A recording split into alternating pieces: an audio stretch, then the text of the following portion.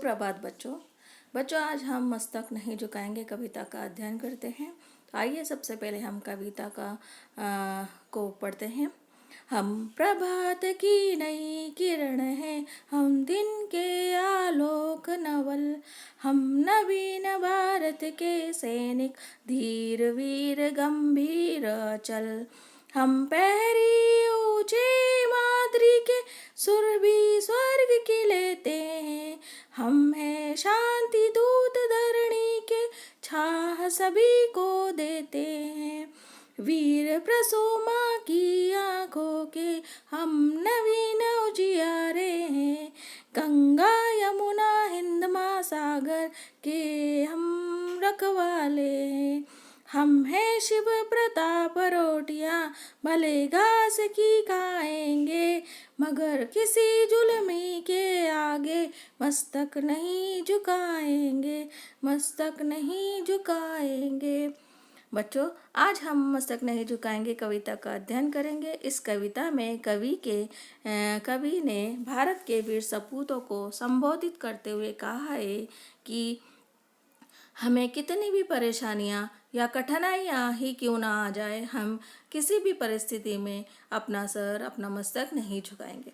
हमारे देश को स्वतंत्र कराने वाले वीरों ने कहा है कि सिर कटा सकते हैं लेकिन सिर झुका सकते नहीं। तो जब हमारे पूर्वजों ने किसी भी शत्रु के सामने अपना सिर नहीं झुकाया, तो हम स्वतंत्र भारत के नवयुवक हैं। हम भी अपने पूर्वजों की भांति अपने देश की रक्षा के लिए मर मिटने को तैयार हैं। इस कविता के माध्यम से कवि भारतीय बालकों को देशभक्ति की प्रेरणा देते हैं। आइए अब हम जानते हैं कि इस कविता के कवि कौन हैं और उनके बारे में जानते हैं। इस कविता के कवि है श्री रामधारी सिंह दिनकर। दिनकर जी हिंदी के प्रमुख लेखक, कवि, निबंधकार थे। वे आधुनिक युग के श्रेष्ठ वीर रस के कवि के रूप में जाने जाते हैं। रामधारी सिंह दिनकर जी का जन्म 23 सितंबर 1908 को बिहार के बेगमसराय जिले के सिमरिया गांव में जिला मुंगेर में एक सामान्य किसान परिवार रवि सिंह और उनकी पत्नी मनरूपा देवी के पुत्र के रूप में हुआ था। उनकी प्रारंभिक शिक्षा गांव के विद्यालय में ही, फिर उन्होंने पटना विश्वविद्यालय से इतिहास में BA ऑनर्स किया। उनका जीवन प्रधानाध्यापक, रजिस्ट्रार, विभाग अध्यक्ष तथा अनेक उत्तरदायित्वपूर्ण पदों पर उन्होंने कार्य किया। उनके काव्य, उनके लेखन की जो भाषा थी वो शुद्ध खड़ी बोली उर्दू फारसी के प्रचलित शब्द थे। उन्होंने अपने जीवन में बहुत सारी लेखन कार्य किया है। उनमें से कुछ प्रमुख थे विजय संदेश, उर्वशी, रश्मिरथी, हुंकार, रसवंती आदि रचनाएं हैं। उनको सम्मान भी मिला था, जैसे भारत के प्रथम राष्ट्रपति डॉक्टर राजेंद्र प्रसाद ने उन्हें 1959 में पद्म विभूषण से सम्मानित किया था। उनकी काव्य रचना उर्वशी के लिए उन्हें ज्ञानपीठ पुरस्कार से सम्मानित किया गया था। इसके साथ ही 1999 में भारत सरकार ने उनकी स्मृति में डाक टिकट भी जारी किया था। उनकी मृत्यु सन 24 अप्रैल 1974 ईस्वी में हुई थी। आइए अब हम उनकी कविता का अध्ययन करते हैं। हम प्रभात की नई किरण है, हम दिन के आलोक नवल, हम नवीन भारत के सैनिक, धीर वीर गंभीर अचल।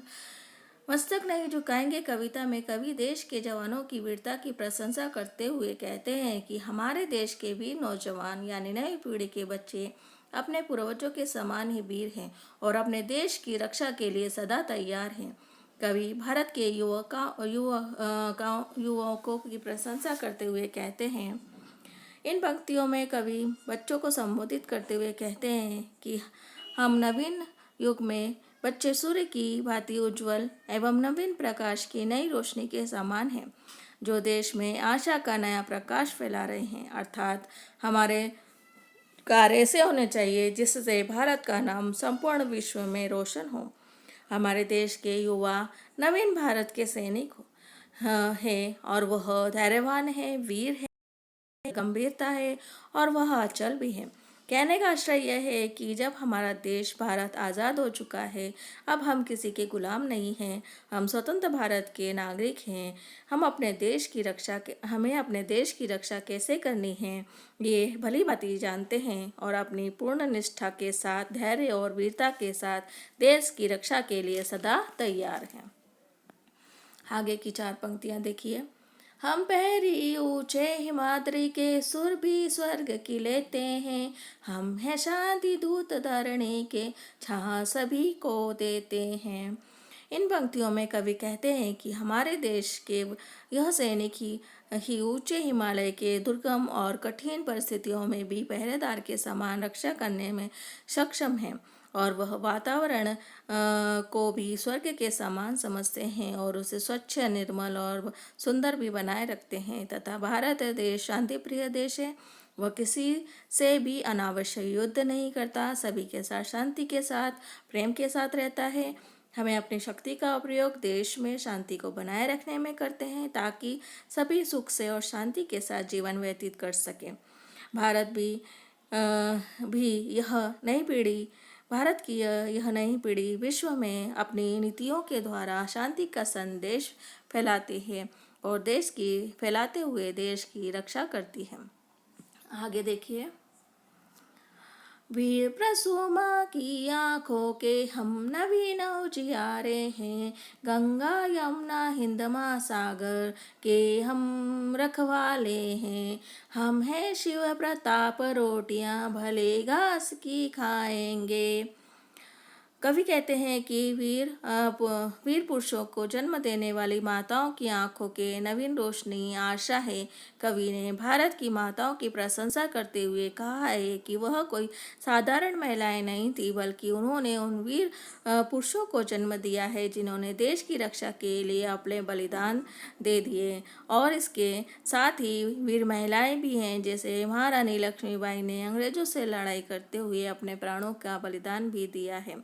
हम ऐसे ही वीरांगनाओं की संतान हैं जो अपने देश की रखवाली के लिए देश के हर भाग में तैयार है, चाहे वो हिमालय पर्वत ही की बात क्यों ना हो या गंगा, जमुना और हिंद महासागर की रक्षा करने में भी वो समर्थ हैं। हम शिवाजी, महाराणा प्रताप जैसे महान वीरों के वंशज हैं। हमारे लिए हमारी मातृभूमि ही सर्वोपरि है।